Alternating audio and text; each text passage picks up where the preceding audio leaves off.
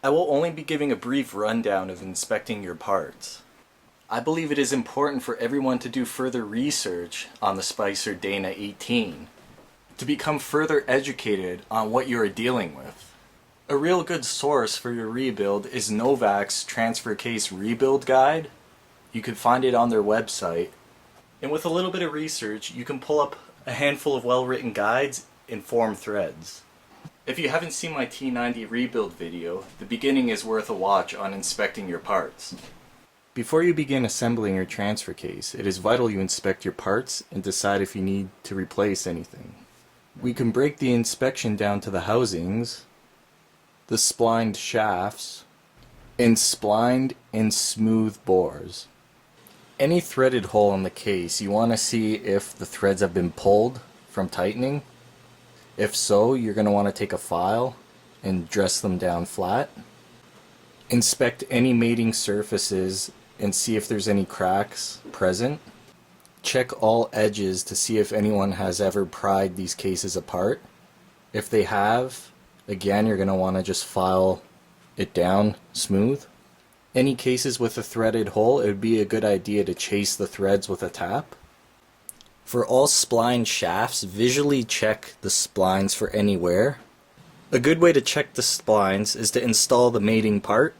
So we have the output shaft and we have the output clutch shaft. So if you slide it in and you move it back and forth, you can feel the play. Again, looking at it head on, you could visually see some play. So my clutch shaft is actually worn. You could tell this by raised material on the leading edges, and looking at it head on you'll be able to see a step. And then lastly, anything with a bore, you're just going to want to visually look and see if there's any pitting or any gouges. And visually give your gears a once over. Any gear that slides, you're going to want to dress the corner teeth that might be chipped. Lastly, you'll want to look at your companion flange and end yoke. Again, observe the splined areas, but the most important part is the outside diameter the seal rides on. These are a very common area for the cases to start leaking at, just from wear over the years. There's various ways of repairing these. You can send them out to be spray welded and machined back to their stock diameter. The other alternative would be to buy a speedy sleeve or a repair sleeve. You have to remember though that some places the cost of the sleeve is just as much as the cost of a new part. The benefit to doing it with a repair sleeve is the manufacturing on current parts may not be as good as the originals. So if you have something that's tried and true, just go with a repair sleeve. If you do not know the history of your transfer case, I would suggest ordering Novak's 18MR2 kit. This is for the Dana 18 transfer case with the 1/1/8 inch idler shaft. The rebuild kit is very thorough. It includes everything to do a proper rebuild with added upgrades from the stock setup. The hardened idler shaft includes relief cuts so you can use O-rings to stop any leak points. You will receive all new bearings, oil seals, new fresh shims so you don't have to worry about reusing your old ones, your caged needle rollers, new thrust washers, and again some commonly overlooked parts, the output shaft bushing, your poppet balls and springs, and of course you'll receive a fresh gasket set. You should also consider any parts that need to be replaced. Here you can see I also ordered with my master rebuild kit a new intermediate gear, a new output clutch shaft, and a new output clutch shaft gear. Everything else I will be reusing because they check out just fine. Any Dana 18 owner will be familiar with the leaks you receive from warped covers. Because we're doing this rebuild to freshen up the transfer case and stop these potential leaks, I went ahead and ordered a new oil pan and a new transfer case rear cover. So these are aluminum. The oil pan lets you hold a little bit more oil. It's aluminum, it's going to stay true and straight, so you're not going to have to worry about anything deforming while you tighten it down. So looking at the stock cover compared to Novak's cover. To begin your assembly, install the shifting rod into the case. When you have pushed the shifting rod partway into the case, you're going to then want to put on your shifting fork, followed by your screw, and be sure to safety wire it. One of the more difficult steps you will be faced with is removing the pilot bushing from the output shaft. Now before you remove the pilot bushing, it's a good idea to take a caliper, insert it into the bore, and just get a reading on how far the bushing sits. You also want to take note that there is an oil hole, and if your bushing is pushed down too far and it blocks that, you're just going to eat up your bushing. The ideal way to remove this bushing is with the use of a blind hole puller, but I can tell you that most will not reach down far enough to pull the bushing out.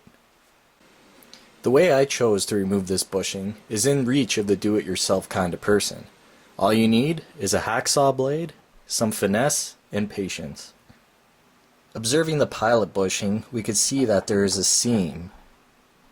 Now if you go ahead and take a hacksaw blade and you start cutting on the opposite side of that seam, you can then punch one side out. So here you could see I located the opposite side of the seam. Now I already went ahead and hacksawed completely through the bushing, but what it would look like is just putting the hacksaw blade in and slowly clearing away some material until you reach your output shaft. You want to do this slowly, but you don't have to worry too much because the output shaft is real hardened steel. Your hacksaw blade is going to ride off of that. You shouldn't do any damage, but just have some attention there. So after you've cut through the pilot bushing, I would then put down a piece of aluminum, even wood, that's fine. You just don't want to hurt your threads on the end of your output shaft. So set that down, and then with a punch, just smack one side of that bushing, and you should find that it just breaks apart. So I was able to remove my pilot bushing. As you can see, I didn't cut it straight, so I had to take it out in 3 pieces, so 2 more cuts. I cut that initially right there, then I cut it right next to it to get that little sliver out, and then I just hammered that side and the whole thing will just drop right out. Now to install the pilot bushing, I went ahead and took a piece of aluminum, chucked it up in a lathe, and I spun down a shoulder that fits perfectly inside the output shaft. So I'm going to freeze the pilot bushing, and I'm going to heat the output shaft up, and with my arbor press I'm going to see if I can drive that in. The nice thing about doing it this way is that having the shoulder here, you can set the depth to the correct measurement and just push it in all at once, and there's no second guessing yourself.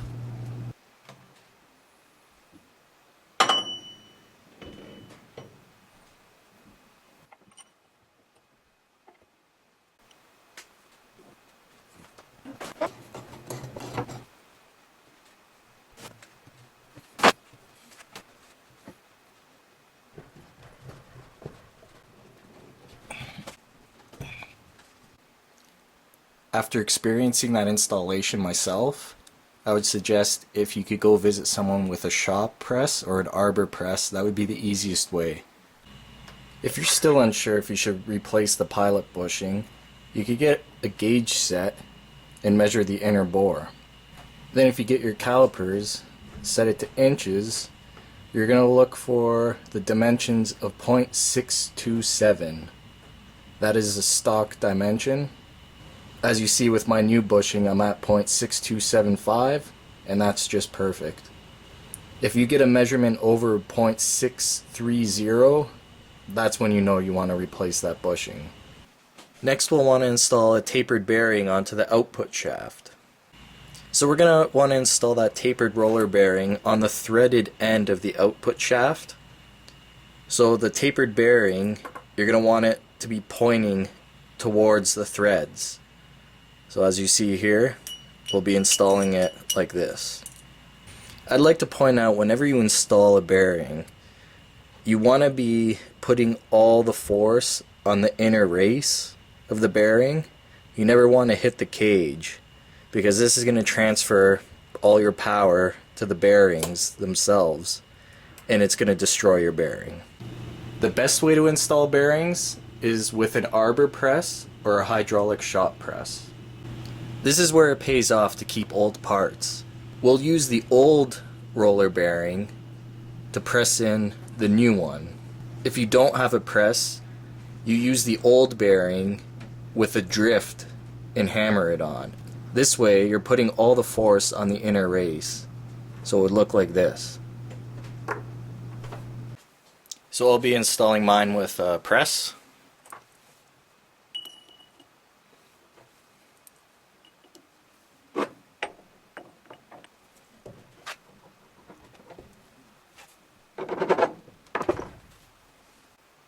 So the threaded portion bottomed out on the socket, so I'm just going to shim it up. Just using some key stock. That's the ticket. It's a good idea when you're going through the assembly process to use assembly lube. This way you're not putting in parts dry. The reason why you use assembly lube is because it helps you hold parts and it lubricates. You don't want to use grease, because grease won't break down fast enough in operating temperatures, and it will starve certain components for oil. And if you're unable to find assembly lube, petroleum jelly is a good alternative, and that could be bought at your local pharmacy. So now that you have your bearing installed, you're going to want to go back to your transfer case. You're going to grab your sliding gear, and you're going to want to install it into the fork. Now if you want to see if your shifter is worn or not, the actual forks, you could get a feeler gauge, and you're going to want to look for the one that says 0.008 or 0.20 millimeters. And you're going to just want to hold the fork and move your gear to one side and see if you can fit the feeler gauge inside. To give you a closer look, this is the fork that we're going to check the side-to-side tolerance. So with your feeler gauge, you're just going to go into one of the sides and see if you could fit it in. I can barely get the 8 into the side, so I know the shift fork is fine. If for any reason you can get something bigger or as big as this, 0.012 or 0.30 millimeters, you might want to consider replacing your shifter fork and observing your gear for too much wear. Next, you're going to want to grab your output shaft gear and just install it right behind the sliding gear.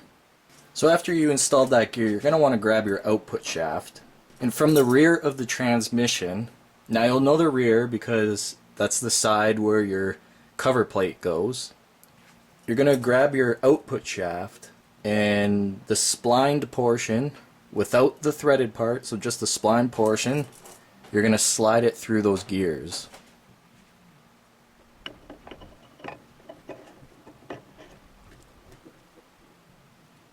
Now go ahead and spin your transfer case around so you're looking at the front. In this step, we're going to be looking at the thrust washers. The reason why I slid 2 of them out is because one is the stock one that came out of the original transfer case disassembly, and the other one is provided by Novak. You could see that the stock one is heavily worn. What you'll want to do is take the tabs and line it up with the long splined portion and slide it all the way back until it rests against the gear. Follow that by installing a snap ring. So after you have successfully got your snap ring installed, you're going to locate your other tapered roller bearing and install that next. Again, the tapered portion faces the outside. Unfortunately for this bearing, you won't be able to press it on, so we're going to have to tap it in place. And again, using your old bearing, we'll use that to hit our drift against. If you're able to help you out, bottom the output shaft onto something substantial. Just so you don't ruin the threads, use a piece of aluminum or wood.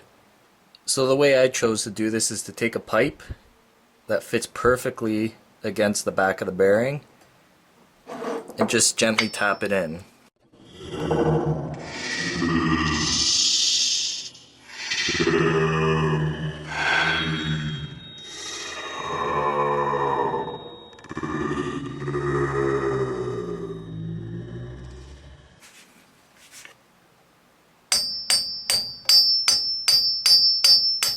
So now that you have it fully seated, you can pull the old bearing out.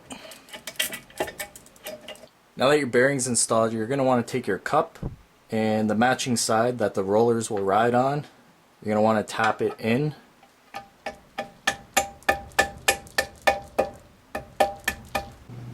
So you're aiming to drive the race in so it's flush with the case. Let's set the transfer case to the side for a moment and turn our attention to the front bearing cap. You're going to want to grab your new ball bearing and your snap ring. So you'll want to drop your bearing in. And again, using your old bearing, we'll use that to hit against. You'll have to watch when you're using the old bearing. When you get to a certain point, stop, because the old bearing might want to get stuck in the bore. So then just use a brass drift and hit the outside race. And next you'll want to install your snap ring. So I thought I'd try to give you a closer look at installing the snap ring. Some people say it's hard, but it's actually quite easy. If you get one of the openings off to the side, so you could feed that in by hand, and then if you go around to the bottom of the bearing cap and you just put a screwdriver in and twist it, you could see the snap ring moving. So it's actually gonna go, it's gonna want to drop in, so you can coax it in.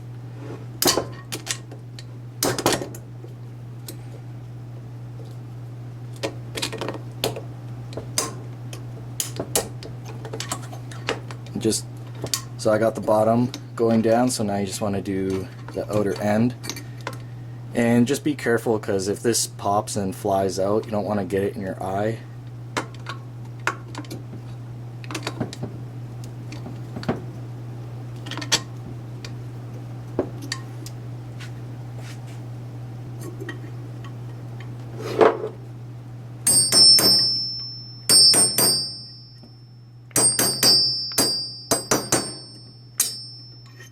That's all there is to it. Now you want to grab your shift fork and your rod. The way you'll want to install it is, if you observe the shift fork, you have that reinforcement boss.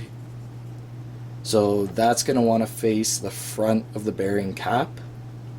So if you take your shift rod, you'll see the notch where the screw will rest in. So just install it like that. And don't forget, you have to safety wire this in place. Another great idea, and you should do this with both of the shifting shafts, is take some Scotch-Brite and make sure the whole shaft is clean, because when you put the seals on, you don't want them to break. Install your output clutch shaft. Once your output clutch shaft is installed, install your shifter fork assembly. It goes in the side with the two bolt holes. Follow this by installing the output clutch shaft gear.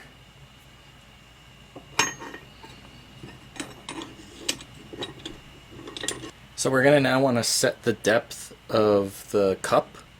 So to do this, we're going to install the front bearing cap. You'll need your front cap assembly and your new gasket. Slide your gasket on first, followed by the front bearing cap. Now you could put in a few bolts just to help you keep everything aligned. Now you could put them all in and tighten them slowly to press the housing in, but I wouldn't really suggest doing that because you can risk damaging some threads. I would just rest a piece of wood on the housing and just give it a hit.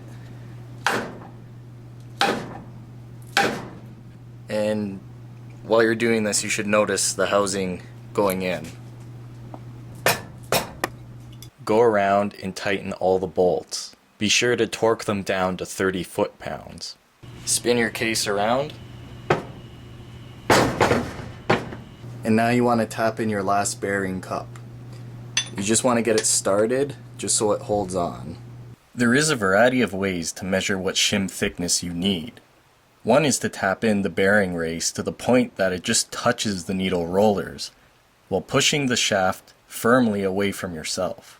You would then hold the bearing cap lightly while it's resting on the back of the bearing cup, and measure the bearing cap to transfer case gap with a feeler gauge. That reading you get gives you a good indication of where you should start for shim thickness. I would recommend adding a few more shims to that reading. For the hell of it, I'm going to try my stock shim pack, which is actually quite a bit more. I'm at 0.0765. It's always better to start with a thicker shim pack than necessary. This allows you to remove shims to sneak up on the backlash measurement.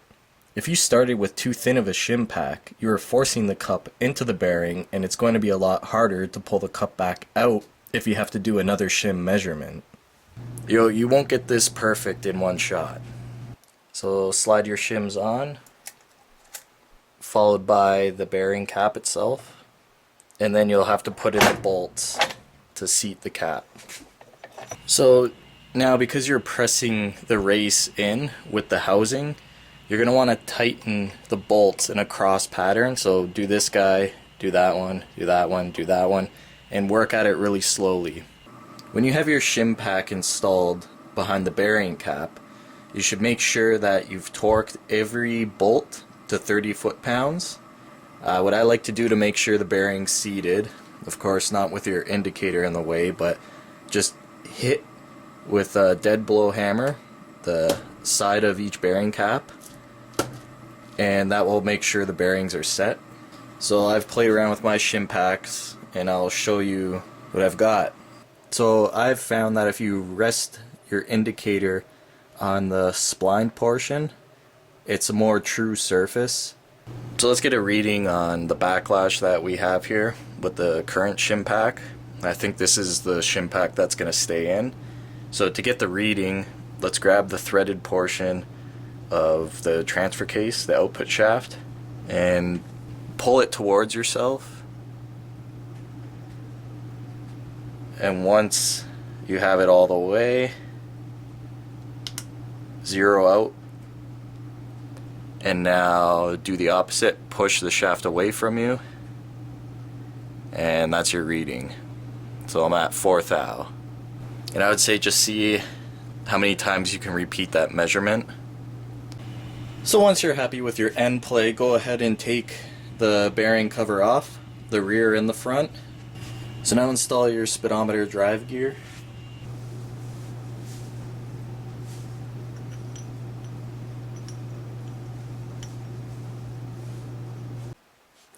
So I'm going to use some Permatex thread sealant on the threads, and then I'm going to put some Aviation gasket just on the base of the sleeve.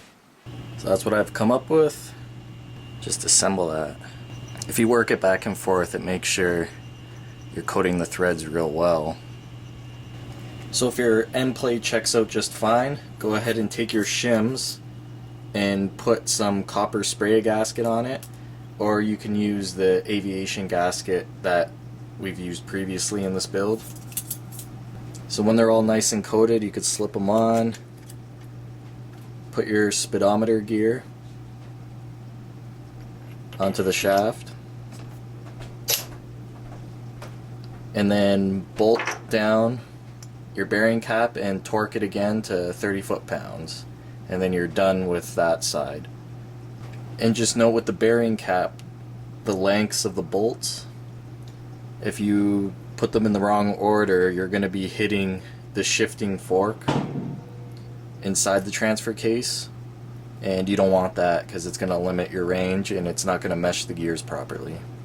So the way I have it, and I'm not 100% sure it's the correct way, I'll have to take a look. So the bottom right, I put a short one, top right is a long one, top left is a short one, and bottom left is a long one. I think that's the right way of doing it. You could double check. When you're assembling it, all the bolts should have copper washers behind them. If they're really worn, you should go ahead and replace them. Once installed, be sure to safety wire all the bolts. Remember, when you install your yoke and companion flange, you're going to need to torque the nut down. So we have the transfer case spun around, and we're going to take off the front bearing cap. So now that your front bearing cap is off, you'll want to install your interlock pin. It looks like a little pill. The opposite side of the shifter, you'll take the bolt off and slide it through, and it'll drop right in. So now that the interlock pin is installed, you can take the front cap and reinstall it to the transfer case. You can go ahead and coat your gasket with Aviation sealer. So when sliding the assembly on, you have to make sure that your front drive is all the way out towards yourself, or else the interlock pin will keep you from sliding the other shift rail in.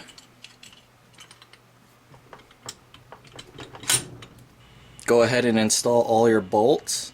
These bolts are drilled for the safety wire. They have the copper washer on the top. It's a good idea to coat the threads with Aviation gasket too. When you have the bolts installed, torque them to 30 foot-pounds. Any bolt head that you can't access, use a crow's foot on a torque wrench. Now that the cap's installed, you can go to both sides of the shifting tower and install the spring and poppet ball, followed by the bolt. So do that on each side, and you're done with the shifting tower. We can now turn our attention to installing the last part, which is the intermediate gear, the idler shaft, the caged needle roller bearings, and the thrust washers. So that little protrusion will rest in the case, the cutout. On both sides it will be the same, so you have to orientate it so it's held in like that. So load up your needle roller bearings with assembly lube, drop it in, drop the next,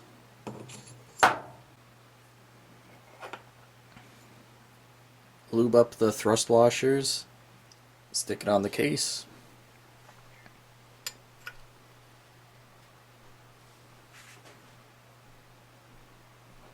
and now let's install the intermediate gear.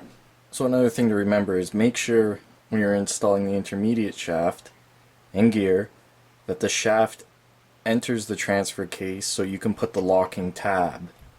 So the way the intermediate gear will install is the rear bearing cap gets the flat side of the teeth, and you can see you have to match flat and flat, so it would drop in just like so. So when you're installing it, make sure your thrust washers are held in place. So grab your idler shaft. If you hold up the gear from behind, you can actually position the needle roller so the shaft will slide in easier. And after you hammered it in, you could put in your lock plate. So you've now completed all the difficult tasks in rebuilding your transfer case.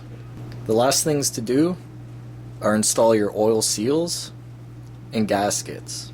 Most of you are going to be familiar with installing the gaskets, so I'll let you guys go ahead and do that yourselves. But I just want to point out for the oil seals, when you're installing them, so the smooth facing side always faces you. The opposite side of the seal, you could see the seal spring, That's all going to face the inside of. Now when you drive these seals in, it's important, again, like the bearing, to put all the pressure on the diameter here. So for both seals, I'd recommend going to your local hardware store and getting a piece of PVC pipe that matches up to this diameter, and use that to drive them in to the transfer case. This way they go in evenly. It is easy to get these installed crooked, and it'll be really difficult to take them out to put them back in the proper way. If you follow my video and reference Novak's instruction sheet, you should have no problem rebuilding the transfer case. It's safe to say the Model 18, it's a very simple rebuild. So that's all there is to it, and I just want to thank you guys for following this video. These videos take a lot of time and effort to make, so I'd really appreciate it if you guys can give me a thumbs up if you like what you see. Leave me a comment in the comments section. If you haven't already done so, it would mean a lot if you guys subscribe. And don't forget to share it.